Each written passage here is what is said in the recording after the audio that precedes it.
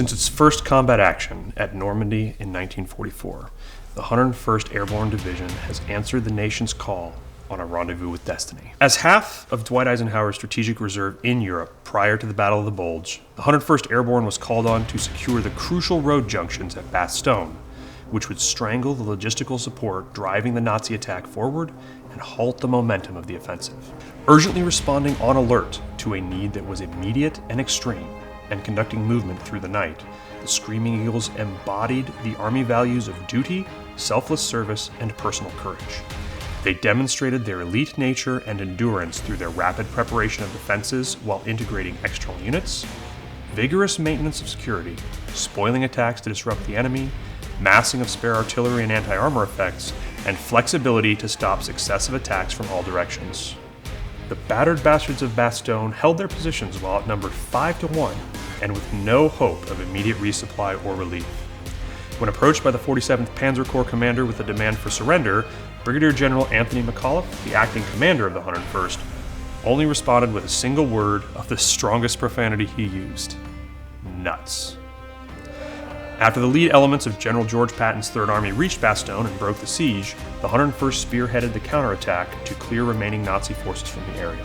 The Screaming Eagles had strangled the Nazi offensive throughout the theater and enabled the rest of the Allies to stop the spearhead cold and shatter Hitler's gamble. This year's uniform honors the soldiers of the 101st Airborne Division for their actions during the siege of Bastogne. The Arctic frost print, with its white to black color gradient, reflects the snow and fog giving way to darkness within the Ardennes forest in the winter.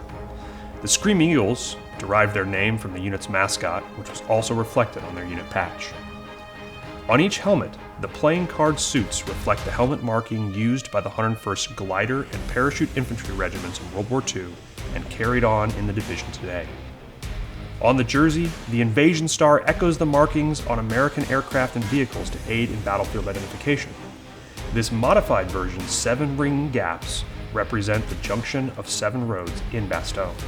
Beneath the Invasion Star, Bastogne reflects the famous road sign held by General McAuliffe after U.S. forces broke the siege. The coppered appearance of the USMA crest harkens to the weathered appearance of a brass cricket signaling device after half a year of combat from D-Day through the Battle of the Bulge. The 101st Airborne Division patch highlights the unit's role as an elite airborne unit and connects the Army West Point football player with Old Abe, a bald eagle first used as a mascot by the 8th Wisconsin Volunteer Infantry Regiment in the American Civil War and passed on to the 101st Airborne on its activation. Displayed in its original orientation on the shoulder, the flag echoes the 1944 flag worn on each paratrooper's uniform. On the back of the jersey, the typography of Army evokes the typewritten version of General McAuliffe's famous reply to the demand for the 101st surrender.